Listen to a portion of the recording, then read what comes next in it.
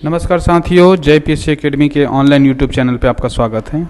आज हमारा जो छत्तीसगढ़ के करेंट अफेयर आपको देखने को मिलेगा और इस करेंट अफेयर में हम लोग आपको देखेंगे कि हमारा जो सेक्शंस है, ठीक है, ये हमारा जो एक से एक तो हमारा जो करेंट अफेयर बन रहा है, लास्ट वाला आपने देखे होंगे, ठीक है, वो दिखा था आपको 15 फरवरी से लेके, ठीक है, 15 फरवरी से लेके हम लोग जो बनाए थे 1 मार्च तक के बनाए थे। अभी का हमारा जो वीडियो है, ठीक है, ये आपको देखने को मिलेगा 1 मार्च से लेके, अरे यार,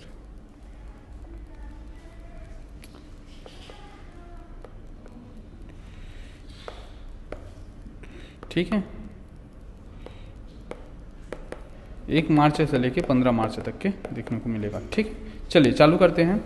सबसे पहले हमारा जो वीडियो है, आज़ाद होंगे, ठीक है, सोनू, मोनू और रितु। ये सोनू, मोनू, रितु क्या है ये देखने को मिलेगा। देखिए, बस्तर जिले के जो वन विद्यालय हैं, वहाँ पे बस्तर जिले के जो वन विद्यालय हैं, वहाँ पे पहाड़ी मैना प्रजनन केंद्र है।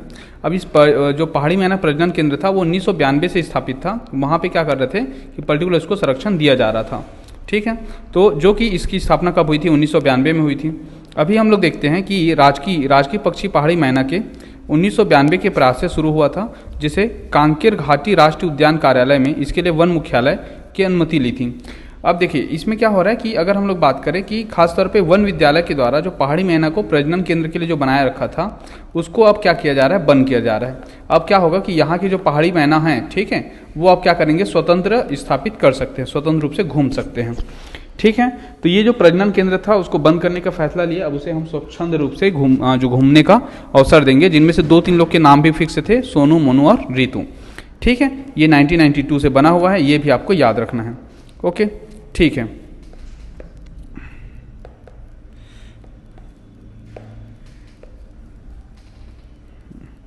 चलिए नेक्स्ट स्लाइड में देखते हैं। इसमें हम लोग देखेंगे सूरजपुर की है निकिता यादव, ठीक है, निकिता यादव ने राष्ट्रीय किक बॉक्सिंग प्रतियोगिता जो 48 केजी के अंतर्गत वो लड़ी हैं, जिसमें 2022 के अंतर्गत वह रजत पदक हासिल किया है, ठीक है। अब इसमें हम लोग देखेंगे, ये तमिलनाडु में हुआ था ये प्रोजेक्ट, जो राष्ट्रीय किक बॉक्सिंग जो हमारा नेशनल लेवल का किक बॉक्सिंग प्रतियोगिता था। लेकिन इसके साथ ही इसका जब यहाँ से नंबर बनाई तो जो रजत पदक 2nd नंबर जीती हैं, तो दुबई में जो आयोजित होने वाले इंटरनेशनल जो प्रतियोगिता है, ठीक है, इंटरनेशनल किक बॉक्सिंग प्रतियोगिता आपको देखने को मिलेगा। तो ये सारा चीज़ें क्या हो रहा है, इसके लिए चयन किए गए हैं, ठीक है। तो ये दुबई में आयोजित होने वाला है। ओके, ठीक। अब हम लोग देखेंगे तीसरा, पवन दीवान जी के बारे में देखेंगे, ठीक है। जन कवि कहलाते हैं, जैसे कि एक है हमारा लल्लू नरसिम्हा, वैसे ये भी जन कवि कहलाते हैं। देखो तो क्या हुआ कि यहाँ पे राजधानी रायपुर के समता कॉलोनी स्थित विप्र भवन में, ठीक है, विप्र भवन में क्या हुआ कि एक सांस्कृतिक प्रबंधन समिति द्वारा आयोजित संत कवि पवन दीवान के नाम पे, ठीक है, एक श्रद्धांजलि समारोह सभा और सम्मान समारोह आयोजित किया गया था, ठीक है। श्रद्धांजलि समारोह सभा और सम्मान समारोह। इस आयोजित सम्मेलन में, ठीक है, आयोजित सम्मेलन में क्या हुआ कि उसके श्रद्धांजलि स्वरूप कविता, ठीक है, कविता लेखन के क्षेत्र में राज्य अलंकरण पुरस्कार प्रदान करने की महत्वपूर्ण घोषणा की है। अब राज्य अलंकरण पुरस्कार क्या होता है कि 1 नवंबर को छत्तीसगढ़ स्थापना दिवस के दिन, ठीक है, क्या करते हैं, उसमें टोटल लगभग 36 से 37 हो चुके हैं, ये धीरे धीरे बढ़ते जा रहे हैं। तो ये क्या कर रहे हैं, अलग अलग एरिया पे अवार्ड दिया जाता है। तो इसी अवार्ड में शामिल किया जाएगा कौन सा, पवन दीवान। हालांकि इस साल 2-3 लोग को और शामिल किया, जैसे कि शाकंभरी शामिल है, ठीक है, महिला समाज के सशक्तिकरण के लिए। एक शामिल है हमारे पुराने जो करंट वीडियो उसमें बहुत अच्छे से डाला गया है, जैसे कि बहादुर कलारिन की माची, ठीक है, बहादुर कलारिन की माची, इनको शामिल किया गया। हबीब तनवीर हो गया, लक्ष्मण मस्तूरिया हो गया, ठीक है, खुमान लाल शाह हो गया। ये ऐसे व्यक्तित्व हैं जो अपने अपने फील्ड में माहिर थे, तो उनके नाम पे अब क्या किया जा रहा है, पुरस्कार दिया जाएगा, ठीक है। हालांकि संत कवि पवन दीवान के बारे में हम अभी देखेंगे, जैसे कि ये पवन दीवान जी का फोटो है, ठीक है, छत्तीसगढ़ के बहुत प्रसिद्ध व्यक्ति रहे हैं। पवन दीवान जी का जो जन्म हुआ था वो 1 जनवरी 1995 को हुआ था, 1 जनवरी 1995 को, ठीक है। रांची में जन्म हुआ है। स्वामी अमृतानंद, इसका नाम क्या है, स्वामी अमृतानंद, बहुत कम लोगों को पता होगा, एक बार पीएससी में देखने को भी मिलेगा, ठीक। इनकी मृत्यु हुई थी 2014 को 2 मार्च को दिल्ली में हुआ था, ठीक है। आचार्य रजनीश, जिसे हम ओशो गुरु के नाम से जानते हैं, जब यह संस्कृत महाविद्यालय में पढ़ रहे थे, क्या कर रहे थे, पढ़ रहे थे, तो उस समय वहाँ के व्याख्याता कौन थे? आचार्य रजनीश थे।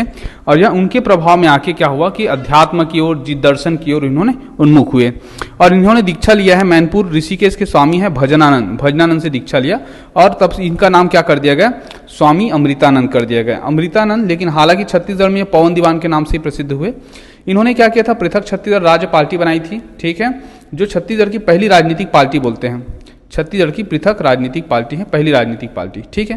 राजनीतिक जीवन देखिए तो 1977 में जिस समय हमारा क्या था कि जनता पार्टी की सरकार चल रही थी, उस समय इन्होंने क्या किया कि राजिम सीट से इलेक्शन लड़ा, ठीक है, लोकसभा में, और श्यामाचरण शुक्ल, ठीक है, श्यामाचरण शुक्ल को क्या किया? पराजित किया, ठीक है। और उस समय वहाँ पे कथन कहा जाता था कि पवन नहीं थे, आंधी है, छत्तीसगढ़ का गांधी है। ओके। दूसरा आता है जनता परिवार की सरकार में जेल मंत्री रहे हैं, ठीक है। फिर उसके बाद क्या हुआ? जनता की जो सरकार थी, जनता सरकार की जो पार्टी थी, जनता पार्टी की सरकार थी, उस समय वह जेल मंत्री भी बने थे, ठीक है, जब सांसद रहते हुए। गौ सेवा आयोग के अध्यक्ष भी बने थे, ठीक है, बाद में ये जब बीजेपी गवर्नमेंट आए तो। और इनकी एक प्रसिद्ध कविता है जिसे हम बोलते हैं राख, ठीक है, राख। तो ये कविता भी आपको याद रखना है, ठीक है।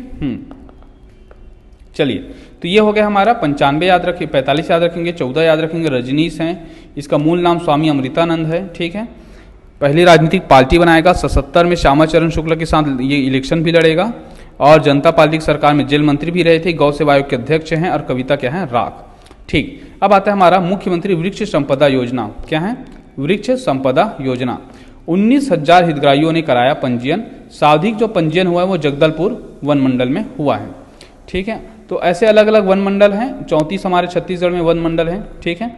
और 34 वन मंडल में हमारे देखने को मिलेगा कि जो जगदलपुर वन मंडल, वहाँ पे सबसे ज़्यादा वृक्ष संपदा योजना के तहत पंजीयन कराया। क्या होता है वृक्ष संपदा योजना? इसे हम देखेंगे कि जैसे कि राज्यों के वृक्षों के व्यावसायिक उपयोग को देखते हुए इस योजना की शुरुआत की गई है। टोटल एकड़ बोलेंगे तो 30,000 लेना है आपको, 30,142 एकड़। और किसानों की संख्या कितना है? 19,000 किसान, ठीक है। ये किसान की संख्या है, ये जमीन है। कृषकों की आय को बढ़ाने के लिए शुरुआत की गई है कि जितने भी सारे हमारे वृक्ष हैं उसका व्यावसायिक उपयोग ज़्यादा से ज़्यादा किया जाए, ठीक। अब इसमें कुछ कुछ सेक्शंस और जानते हैं, जैसे कि पीसीसी जो हमारे होते हैं कि वन जो मंत्रालय होते हैं उनके सबसे प्रमुख अधिकारी होते हैं वन मंत्रालय के, ठीक है, सबसे प्रमुख अधिकारी होते हैं संजय शुक्ला जी। ये है अभी 12 प्रकार के वन की प्रजाति इसमें शामिल किए गए थे। सभी वर्ग के भूमि स्वामी इसके अंतर्गत पात्र होंगे, सभी वर्ग के भूमि स्वामी इसके अंदर पात्र होंगे, ठीक है। जैसे शासकीय भूमि हो गया, अर्धशासकीय हो गया, ठीक है। शासन के स्वायत्त संस्था स्वयं की भूमि पर रोपण करना चाहते हैं। निजी ट्रस्ट, शिक्षण संस्थान, निजी गैर शासकीय संस्थान हो गया, पंचायत भूमि हो गया। देखो, सरकारी भूमि हो गया, जितना भी सरकारी, अर्धशासकीय, अशासकीय, ये भी हो गया, प्लस किसानों की खुद की निजी प्रॉपर्टी भी है, निजी ट्रस्ट है, उन सबको इस योजना के तहत शामिल किया गया। कोई कॉन्ट्रैक्ट आधारित के जैसे जमीन को अपना क्या करता है, रेघा ले लेता है या अधिया ले लेता है, उसे भी हम इस वृक्ष संपदा योजना के तहत उसको लाभान्वित किया जाएगा, ठीक है। तो ये सबसे इंपॉर्टेंट योजना में से है, ओके।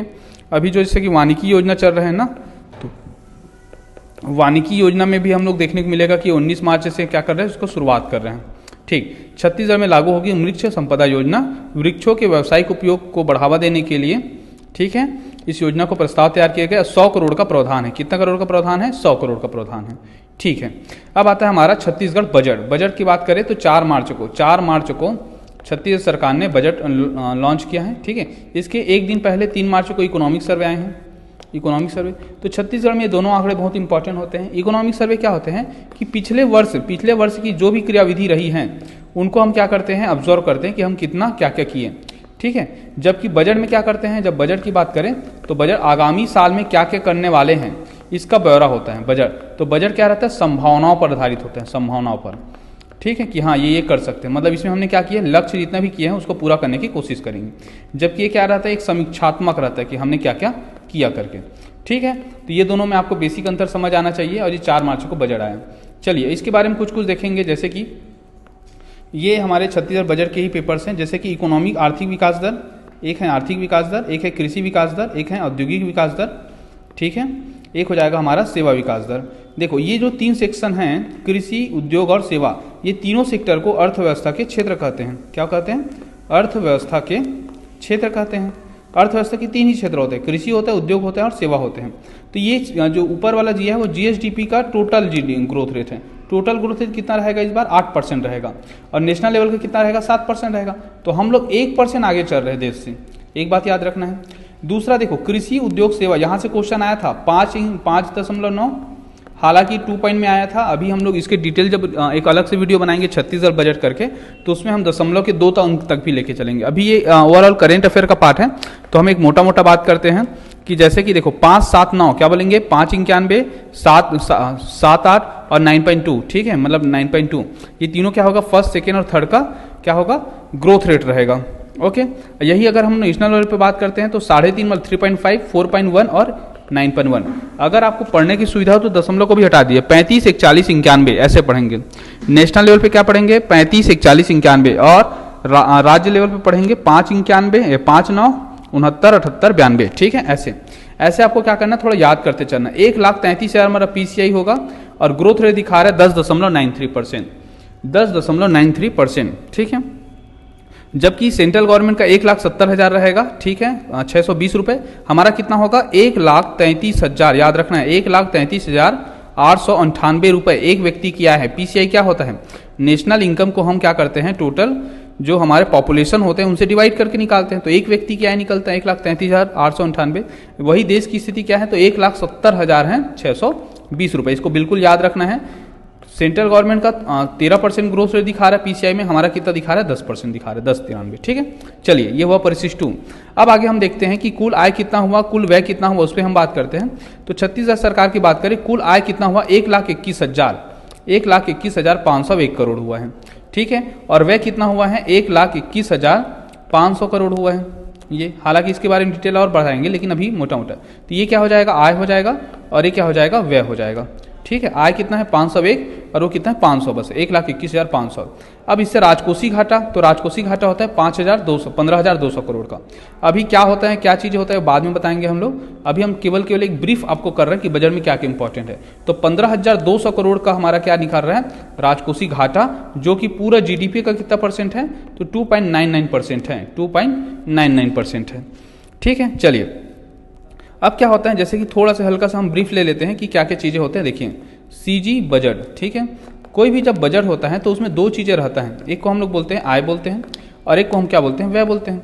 आय और व्यय, ठीक है। तो आय में क्या होता है, 2 आता है, एक होता है राजस्व आय होता है, राजस्व आय, और एक जो होता है वो क्या होता है, एक होता है हमारा पूंजीगत आय,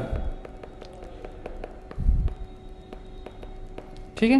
व्यय में भी ऐसे ही होगा, राजस्व व्यय, और एक क्या होता है, पूंजीगत व्यय होता है, पूंजीगत व्यय, ठीक है। देखो अगर राजस्व व्यय ज़्यादा है और राजस्व आय कम है तो क्या होगा, राजस्व घाटा होगा, क्या होगा, राजस्व घाटा होगा, ये बात ध्यान देना है।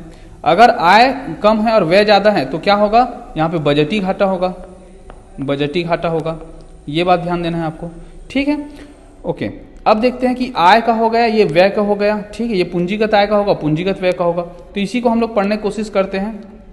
देखिए जैसे कि दिखा रहा है, राजस्व व्यय कितना है, 1,02,000 करोड़ का है, 1,02,000 करोड़ 501, ठीक है, इतना करोड़ का। और इसमें पूंजीगत व्यय कितना है, तो पूंजीगत व्यय कितना है, 18,660 करोड़ का है। तो ये दोनों को जोड़ेंगे तो क्या निकलेगा, कुल व्यय निकल जाएगा, ठीक है। ये 85% कहलाएगा, ये 15% कहलाएगा।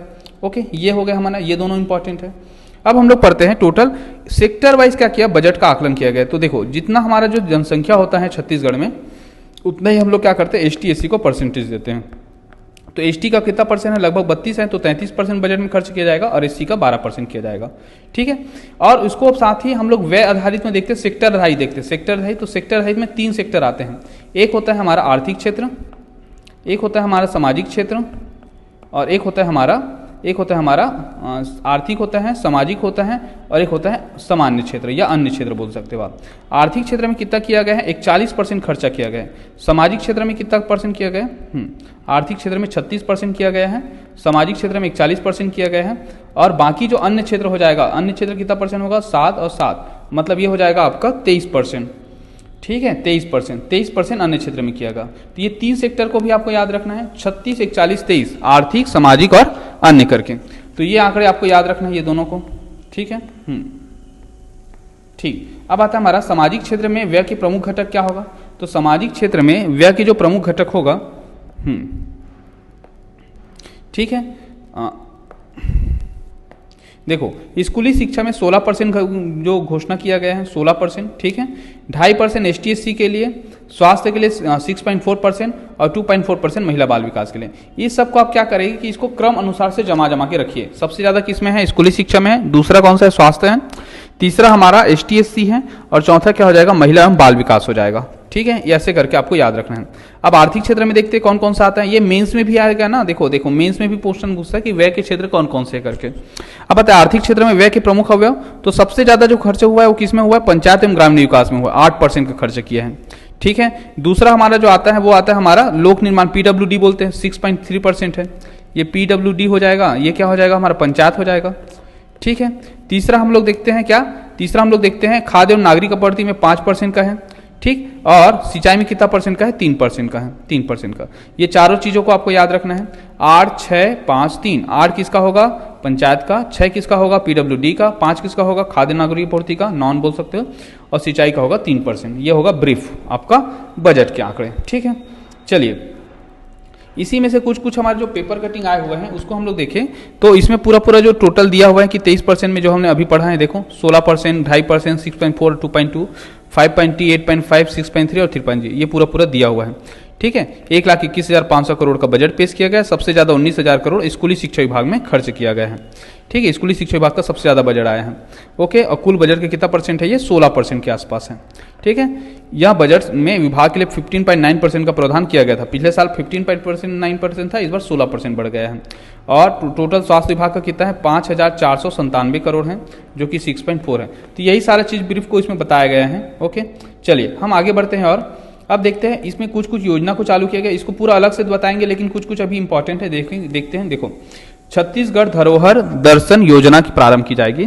प्राचीन स्मारकों की सुरक्षा व संरक्षण के प्रति जन जागरूकता विकसित करने एवं समृद्ध सांस्कृतिक विरासत युवा पीढ़ी के परिचय कराने के लिए मुख्यमंत्री धरोहर दर्शन योजना, क्या नाम है? ये इस बार के मेंस में आ सकते हैं, धरोहर दर्शन योजना, ठीक है। इससे क्या करेंगे हम लोग? क्या करेंगे? जितने साल में हमारे प्राकृतिक जो स्मारक हैं इन सबको क्या करेंगे? संरक्षण करेंगे, ठीक है। प्रदेश के प्राचीन जो शिल्प हो गया, स्थापत्य हो गया, संस्कृति से हो गया, प्रत्येक जिले के चिन्हित करके महाविद्यालय में प्रतिकृतियों के माध्यम से प्रदर्शन किया जाएगा। तो कॉलेजों में रखा जाएगा वहां पे क्या क्या चीजें हैं करके, ठीक है। इसके लिए 99 लाख रुपए का बजट निकाला गया है। दूसरा, रामलीला मंडली तथा मानस गायन मंडलों के संरक्षण संवर्धन के लिए चंदखुरी जिला रायपुर में कौशल्या महोत्सव का आयोजन किया जाएगा। और दूसरा किया गया कौशल्या महोत्सव में 10 करोड़ रुपए का खर्च का प्रावधान है, ठीक है। इसमें रामचरित मानस का सब गायन वायन सब प्रतियोगिता होता है।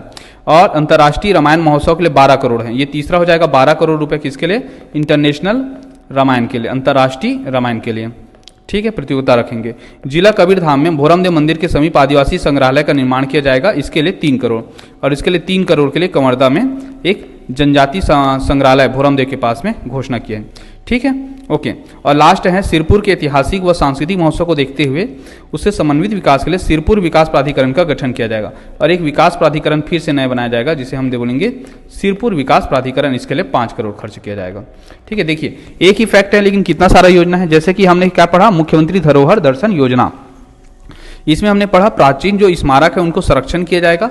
कॉलेजों में रखा जाएगा 99 लाख रुपए, इसके लिए खर्च किया जाएगा, ठीक है। कौशल्या महोत्सव में 10 करोड़ खर्च किया जाएगा। अंतर्राष्ट्रीय स्तर पर ले जाने के लिए 12 करोड़ खर्च किया जाएगा। 3 करोड़ कंवरदा में खर्च किया जाएगा आदिवासी संग्रहालय के लिए। और सिरपुर के लिए 5 करोड़ खर्च किया जाएगा, ठीक है। तो आपको क्या करना है? ऐसे सेक्शन वाइज आपको पढ़ना है। चलिए ये हो गया। अब हमारा आता है फागुन मड़ई में पहुंचे मुख्यमंत्री भूपेश बघेल। तो गीदम दंतेवाड़ा मेडिकल कॉलेजों में डॉक्टरी की कमी को होगी दूरी। क्यों? क्योंकि अभी क्या हुआ कि हाल ही में हमने 3 नए मेडिकल कॉलेज खोलने की बात किया है। जैसे कि एक है दंतेवाड़ा है, एक है चापा है, ठीक है, और एक कौन सा हमारा GPM है, GPM, एक कंवरदा भी है, ठीक है, कंवरदा है, दंतेवाड़ा, चापा है, ओके। तो यहाँ पे दंतेवाड़ा का नाम किसके नाम पे रखने की बात की गई है? तो ये दंतेश्वरी, ठीक है, दंतेश्वरी के नाम पे रखने की बात की गई है, ओके, ठीक है। गीदम को नए राजस्व अनुभाग की घोषणा भी किया। इसके साथ ही दूसरा घोषणा क्या किया कि गीदम में नए RI जो हमारा राजस्व अनुभाग होगा वो बनेगा। संखनी डंकिनी के पर्यटन पे रिवर फ्रंट व्यू पॉइंट मतलब नदी से कैसे दिखते वो सारी चीज दिखाने की व्यवस्था की जाएगी। और दंतेवाड़ा के फागुन मड़ई विश्व में प्रसिद्ध है, ठीक है। तो यहाँ की मड़ई भी प्रसिद्ध है और यहाँ की दंतेश्वरी, दंतेसरा मतलब यहाँ का जो दशहरा है वो भी प्रसिद्ध है। यहाँ का फागुन मड़ई भी प्रसिद्ध है, दोनों, तो ये दोनों चीज़ के लिए इंपॉर्टेंट हैं। ठीक है, ओके। ग्राम सोड़ा में पांडुवंशी काल की बुद्ध प्रतिमा शिवलिंग प्राप्त हुई है। ठीक है, और खंडित सिलबंडे भी मिले। कहाँ पे? सोड़ा पे। ये सोड़ा कहाँ पर है? तो रायपुर से बिलासपुर मार्ग पे है, जो पांडुवंशी काल के माने जा रहे हैं। ठीक है, पुरातत्व एवं अभिलेखागार विभाग के अधिकारियों ने क्या किया? इसका स्थल परीक्षण किया है। ओके, ठीक है, आगे देखते हैं। अब हमारा जो अंतिम स्लाइड है वो है स्कूली शिक्षा विभाग के द्वारा। स्कूली शिक्षा विभाग के द्वारा एक योजना चलता है जिसे हम लोग बोलते हैं अंगना में शिक्षा। अंगना में शिक्षा को इस बार राष्ट्रीय स्तर पे स्कॉच अवार्ड के लिए चुना गया है। तो स्कॉच अवार्ड में क्या है कि देखो, समग्र शिक्षा द्वारा संचालित राज्य में समग्र शिक्षा के अंदर संचालित है अंगना में शिक्षा। ये कार्यक्रम 2022 में जितना भी काम किए थे उसके लिए इसको स्कॉच अवार्ड मिला है। और इसके जो स्कूली शिक्षा विभाग मंत्री कौन है? प्रेम सिंह टेकाम जी। इन्होंने सारे विभाग को बधाई भी दी है। तो स्कॉच अवार्ड क्या होता है और अंगना में शिक्षा क्या होता है, दोनों जानेंगे। स्कॉच अवार्ड क्या होता है? एक स्वतंत्र संगठन द्वारा डिजिटली वित्तीय एवं सामाजिक समावेश के क्षेत्र को सर्वोत्तम प्रयासों के लिए प्रदान किया जाए। जो भी डिजिटली वित्तीय, मतलब डिजिटली अच्छा काम करता है, वित्तीय हो गया या फिर सामाजिक समावेश के क्षेत्र में जो हमारा जो डिजिटल का सही ढंग से उपयोग करता है, उन क्षेत्र में इसको स्कॉच अवार्ड मिलता है। यह कोरोना काल में बच्चों में शिक्षा के प्रति नवाचार कार्यों के लिए इस योजना की शुरुआत की गई थी। ठीक है, अब क्या हुआ कि जब बच्चे लॉकडाउन में अंदर हो गए थे, ठीक है, वो अपनी मम्मी के पास रहते थे, तो इस कार्यक्रम के तहत हम क्या करते हैं, सारे जो माताएं होते हैं, ठीक है, उस माताएं को हम मोटिवेट किए कि अगर आप अच्छा किए तो आपको स्मार्ट माता चुनी जाएगी। तो वो लोग क्या करते थे, अपने बच्चों को पढ़ाने के लिए उनका फुल कॉपरेट करते थे, इनकी बातों को सुनते थे माताएं, और अपने बच्चों के साथ क्या करते थे, वैसे उनको ट्रीट करते थे, उससे पढ़ाते थे।